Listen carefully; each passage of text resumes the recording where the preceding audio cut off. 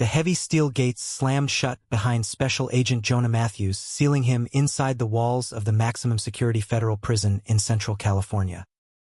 He had volunteered for this undercover assignment expecting danger and isolation, but nothing prepared him for the moment his eyes locked with those of his new cellmate Carson Reed, a man whose quiet intensity hit Jonah like a freight train and made every carefully built defense inside him begin to crack.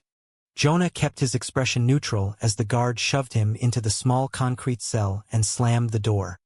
"New fish. Play nice or don't," the guard muttered before walking away. Carson sat on the lower bunk, his broad shoulders filling the space, muscular arms resting on his knees. He had short dark hair, a faded scar above his left eyebrow, and piercing blue eyes that seemed to read Jonah in a single glance. "Name's Carson," he said, his voice low and steady with a hint of a Texas drawl that somehow made the concrete feel less cold. "What they got you for, Jonah?" He had already read the name tag on the jumpsuit. Jonah swallowed hard, remembering his cover story. Assault. Bar fight that got out of hand. It was a lie, of course. The real reason he was here was buried deep in classified FBI files. A string of suspicious inmate deaths had caught the Bureau's attention, deaths that looked like suicides but smelled like cover-ups. The warden and a handful of guards were suspected of running an extortion ring targeting vulnerable prisoners, especially those who were gay or had no powerful friends on the outside. Jonah's mission was simple on paper: blend in, earn trust, and gather enough evidence to bring the whole operation down. But standing there under Carson's steady gaze, he felt something shift, something personal that had nothing to do with the case. Carson nodded slowly, not buying the story but not pushing either. "Assault, huh? You don't strike me as the type who throws the first punch. Keep your head down and stick close. This place eats guys like you for breakfast." There was no mockery in his tone, just a matter-of-fact kindness that caught Jonah off guard. For the first time in years, Jonah felt seen, not as the straight-laced agent his father had raised, but as a man who had spent 32 years hiding who he really was. His dad, a retired Chicago cop, had drilled into him that real men didn't have feelings like this. Jonah had buried them so deep he almost believed the lie himself. That first night the cell was quiet except for the distant echoes of shouts and the hum of fluorescent lights that never fully turned off. Jonah lay on the top bunk staring at the cracked ceiling, his mind racing. He had left behind a life of careful distance, no relationships, no risks. Now here he was locked in with a man who made his pulse race for reasons he couldn't afford to examine. Carson spoke softly from below.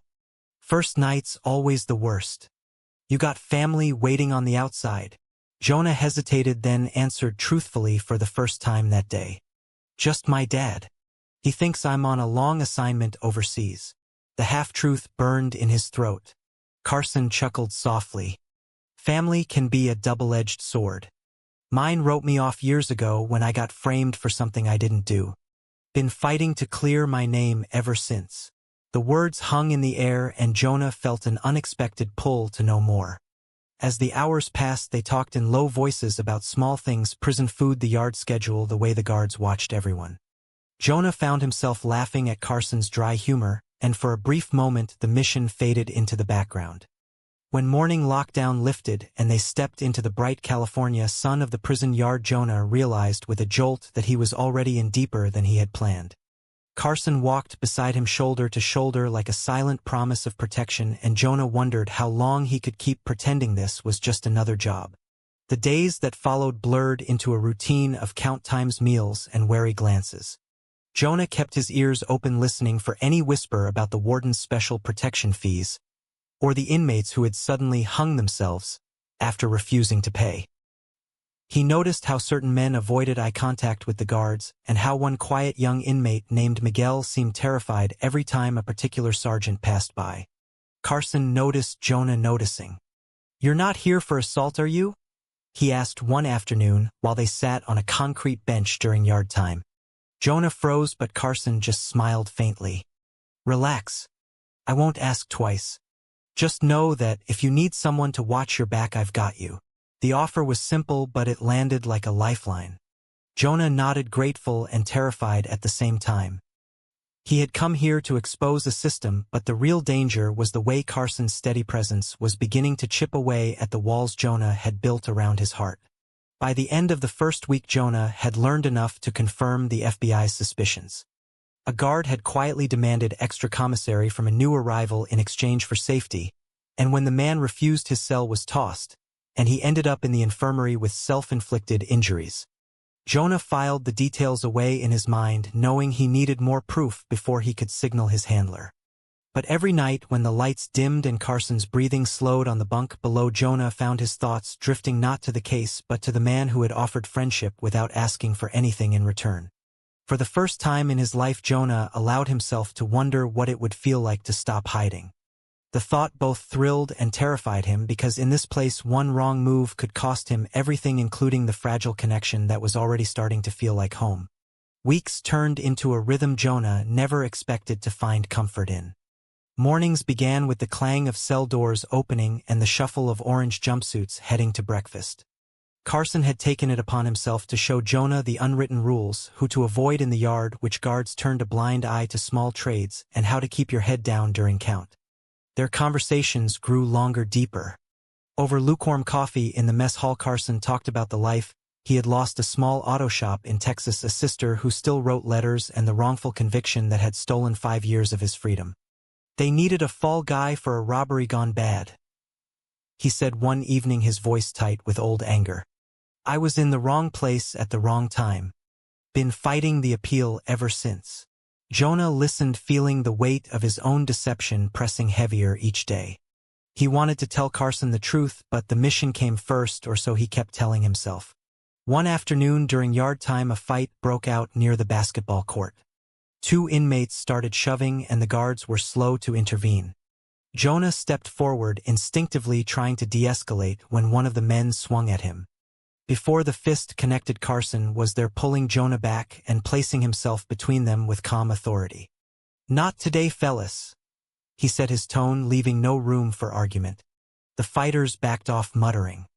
Later, as they walked the perimeter, Jonah's hands still shook slightly. You didn't have to do that, he said quietly. Carson shrugged. Yeah, I did. You're not like the rest of us, Jonah. There's something different about you. Like you're carrying a secret bigger than these walls. The words hit too close. Jonah looked away toward the bright sky beyond the razor wire and felt tears prick at the corners of his eyes. He had never cried in front of another man. That night after lights out, he whispered into the darkness, "Thank you, Carson." For real. Carson's reply was soft. Anytime, brother. We're in this together now. Jonah's handler managed a coded phone call the following week. Progress? The voice asked. Jonah reported the extortion patterns, the names he had gathered. Good. Stay under. We're close to a warrant. Hanging up, Jonah felt hollow. The mission was advancing, but every day he spent with Carson made the lie feel heavier. They started sharing meals, trading stories about childhood dreams. Jonah told a sanitized version of growing up with a strict father who expected him to follow in his footsteps. He still thinks I'm the perfect son, Jonah said with a bitter laugh. Carson nodded, understanding. Family can break you if you let them. But sometimes you gotta choose your own family. The words lingered, and Jonah found himself watching Carson more closely, the way his eyes crinkled when he smiled, the gentle way he helped older inmates with their trays. The attraction Jonah had denied for so long was no longer a whisper, it was a roar he could no longer ignore. A small act of kindness cemented their bond. Jonah noticed Carson's shoes were falling apart, the soles worn thin from years of use. Without thinking, Jonah used his limited commissary money to order a new pair through the prison catalog and left them on Carson's bunk with a note. Figured you could use these. When Carson saw them, his face softened in a way Jonah had never seen. Nobody's done something like this for me in years, he said quietly, his hand resting briefly on Jonah's shoulder. The touch sent electricity through Jonah's body, and for the first time he didn't pull away.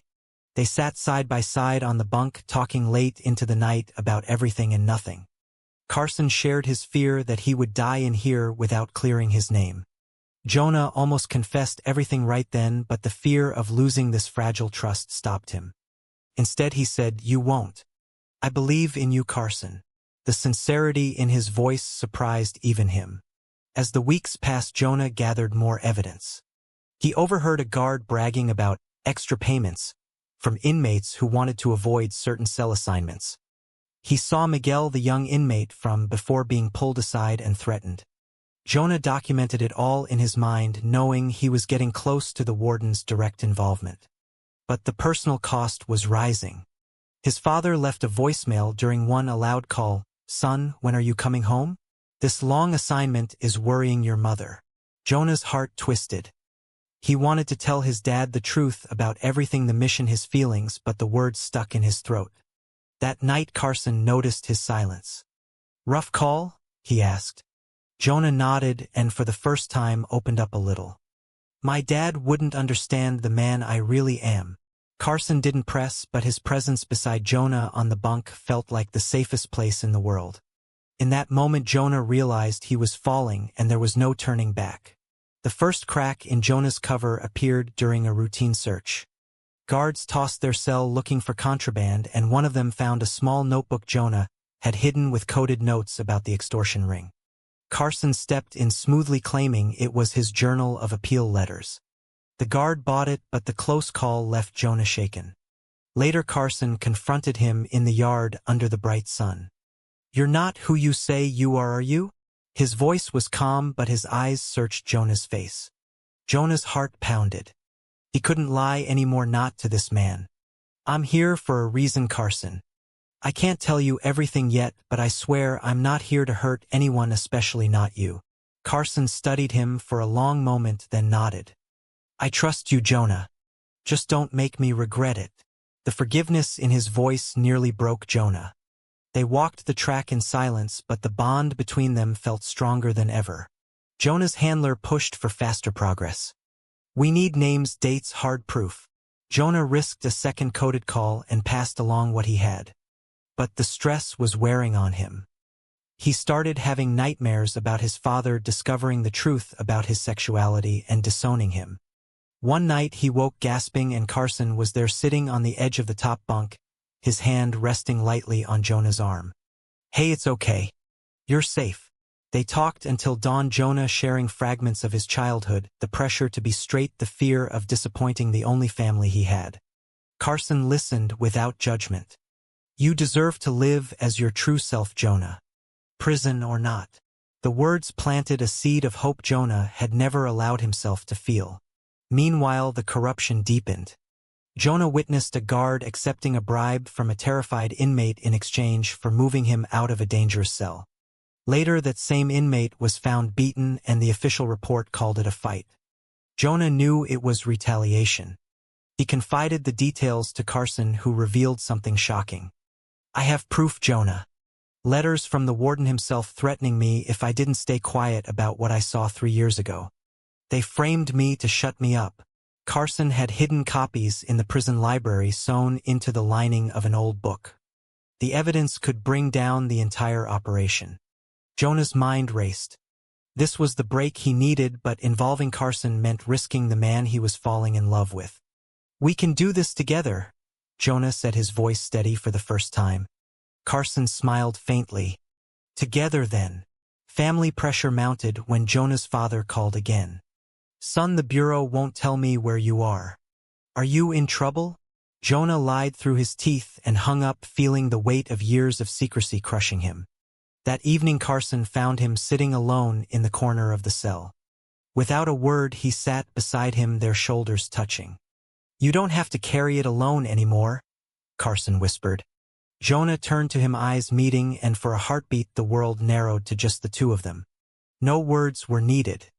The understanding passed between them like a promise. Jonah realized with startling clarity that he was in love, and the feeling was both terrifying and liberating. As tensions rose in the prison, rumors of an internal investigation began to circulate. Guards grew jumpy, and Jonah noticed the warden watching him more closely during counts. One afternoon, a sergeant pulled Jonah aside. "Heard you've been asking questions, new fish. Mind your business." The threat was clear. Carson stepped in later, pulling Jonah into a quiet corner of the library. "We move fast now. I'll get the letters tomorrow. You get them out somehow." Their hands brushed, and Jonah felt the spark again. "I won't let anything happen to you, Carson. I swear. The vow was more than professional. It was personal, and they both knew it. That night, as they lay in their bunks, the distance between them felt smaller than ever, and Jonah allowed himself to imagine a future beyond these walls, a future where he could finally be honest with himself and with the man who had changed everything. Misunderstanding struck like a punch when Jonah received a coded message from his handler instructing him to pull back and wait for backup. Carson saw the tension in Jonah's face and misinterpreted it. "You're pulling away, aren't you?" he asked during yard time, his voice laced with hurt. "All this talk about trust, and now you're shutting me out." Jonah wanted to explain the message, the need to protect Carson, but the mission rules forbade it. "It's not what you think," he said desperately. "I'm trying to keep you safe." Carson turned away, his shoulders rigid. "I've been safe on my own for years. Don't pretend this is about me." The distance that grew between them over the next few days tore at Jonah. He watched Carson eat alone, avoided their usual talks, and felt the loss like a physical ache. Prison life continued, the bright sun mocking the darkness in his chest. Jonah realized how deeply he had come to rely on Carson's presence, not just for the case but for his own sanity. A near betrayal tested them further. One of the guards who had been watching Jonah approached Carson in the mess hall, offering a deal. "Help us keep an eye on your cellmate, and we'll look at your appeal." Carson refused immediately, but the incident reached Jonah through prison gossip. When they finally spoke again in the cell, Carson's eyes were guarded. "You think I'd sell you out?" Jonah asked, his voice cracking. Carson shook his head. "No. But I thought you trusted me enough to tell me the truth." The hurt in his words broke something inside Jonah. That night, after lockdown, Jonah climbed down from the top bunk and sat on the edge of Carson's mattress. "I'm FBI Carson. Undercover. I volunteered to come in here to stop the warden's ring. But then I met you and everything changed." The confession hung in the air. Carson stared at him for a long moment, then pulled him into a tight hug. "You idiot," he whispered, but there was relief in his voice. "We're in this together, remember?" The sacrifice came sooner than expected. During a surprise cell search, the hidden letters Carson had retrieved were almost discovered. Jonah took the blame, claiming they were his, and endured a brutal shakedown in the hole for 3 days. When he emerged bruised and exhausted, Carson was waiting, his eyes filled with worry and something deeper. "You didn't have to do that," Carson said softly, helping Jonah back to the cell. Jonah managed a weak smile. "Yeah, I did. Because I care about you more than the mission." The words were out before he could stop them. Carson's hand found his, and they sat in silence, fingers intertwined, a quiet acknowledgement of the love growing between them. No grand gestures, just two men choosing each other in the middle of hell. Family confrontation arrived via another call. Jonah's father demanded answers. "The bureau finally told me you're on special assignment. Son, if you're in danger, you tell me." Jonah's voice broke. "Dad, I'm gay. And I'm in love with someone who's helping me do the right thing." The silence on the line was deafening, then his father hung up. Jonah sank to the bunk, tears streaming. Carson held him without words, simply being there. In that moment, Jonah understood that love meant risking everything, even the family he had tried so hard to please. The misunderstanding with Carson had been resolved, but new dangers loomed. Guards were tightening security, and the warden had started asking questions about the new guy, asking too many questions. Jonah and Carson knew they had to act fast. The letters were their only chance, and Jonah's growing love for Carson gave him the courage to push forward no matter the cost. The climax built like a storm. Jonah and Carson planned the handoff carefully. During library time, Carson slipped the hidden letters into a book Jonah would smuggle out during his next medical visit. But the warden struck first. Miguel, the young inmate, was found dead in his cell, ruled a suicide, but Jonah knew better. The timing was too convenient. Rage and grief fueled Jonah's determination. "We end this now," he told Carson, their foreheads touching in the dim cell light. Carson nodded. Together, that night they shared their first real kiss, a soft, careful press of lips that spoke of months of unspoken longing and quiet promises. It was not passion but connection, pure and real. Jonah felt years of hiding melt away in that single moment. The betrayal came from an unexpected source. One of Jonah's trusted contacts inside a guard who had seemed sympathetic turned out to be on the warden's payroll. He tipped off the administration and suddenly Jonah found himself dragged into the warden's office. "I know who you are, Agent Matthews," the warden sneered. "And I know about your little boyfriend." Panic surged through Jonah, but he stood tall. "You're finished. The evidence is already out." It was a bluff, but it bought time. Back in the cell, Carson was waiting, his face pale. "They know about us," Jonah said. Carson pulled him close. "Then we fight like hell." The next hours were chaos. Guards stormed the block looking for the letters. Jonah and Carson created a diversion, helping other inmates create enough confusion to slip the evidence to a trusted visitor during visitation hours. The risk was enormous, but their love gave them strength. In the yard, the final confrontation unfolded. The warden ordered Jonah and Carson isolated. As guards approached, Carson stepped forward, shielding Jonah with his body. "You want him, you go through me." The moment stretched, tension thick in the bright California air. Jonah's heart pounded with fear and pride. He had come here to shake the system, but loving Carson had given him the courage to stand for something bigger than duty. Backup arrived just in time, FBI agents swarming the yard after the smuggled letters reached the right hands. The warden was arrested on the spot along with 3 guards. The scandal broke that evening, shaking the entire California Department of Corrections and reaching all the way to a state senator who had been taking kickbacks. News cameras flashed outside the gates, and the system Jonah had risked everything to expose finally began to crumble. In the chaos, Jonah and Carson were separated for processing. Jonah's handler found him in medical. "You did it, Matthews. The ring is done." Jonah nodded, but his eyes searched for Carson. "Where is he?" The handler smiled faintly. "Being released pending review of his case." "Your testimony helped." Relief flooded Jonah, but the real victory was personal. He had uncovered the secret, but in the process he had found himself. Freedom came faster than Jonah expected. The FBI debriefed him for days, but his mind was on Carson. When the gates finally opened and he stepped into the bright sunlight, Carson was waiting by a rented car, his smile the same steady one that had anchored Jonah through the darkest nights. They embraced right there in the parking lot, 2 American men, no longer hiding, no longer pretending. "You did it," Carson whispered against Jonah's shoulder. "We did it," Jonah corrected, pulling back to look into those blue eyes. The scandal dominated headlines for weeks, the warden facing federal charges, the senator resigning in disgrace. Inmate appeals poured in, and the justice system began the long overdue cleanup. Jonah's testimony helped free several wrongly convicted men, including Carson, whose name was officially cleared. Jonah's father showed up unannounced at the safe house the FBI had provided. The older man stood awkwardly in the doorway, then pulled his son into a rough hug. "I was wrong about a lot of things. Seeing you on the news standing up for what's right, it made me realize I almost lost you." Tears shone in his eyes. "If this Carson makes you happy, then he's family too." The words healed something deep inside Jonah. He introduced the 2 men and watched with quiet joy as his father shook Carson's hand with genuine respect. The journey had cost them both, but the growth was undeniable. Jonah no longer carried the weight of secrets. He was free to love openly and live honestly. Months later, Jonah and Carson stood on a sunny beach in California, the ocean stretching endlessly before them.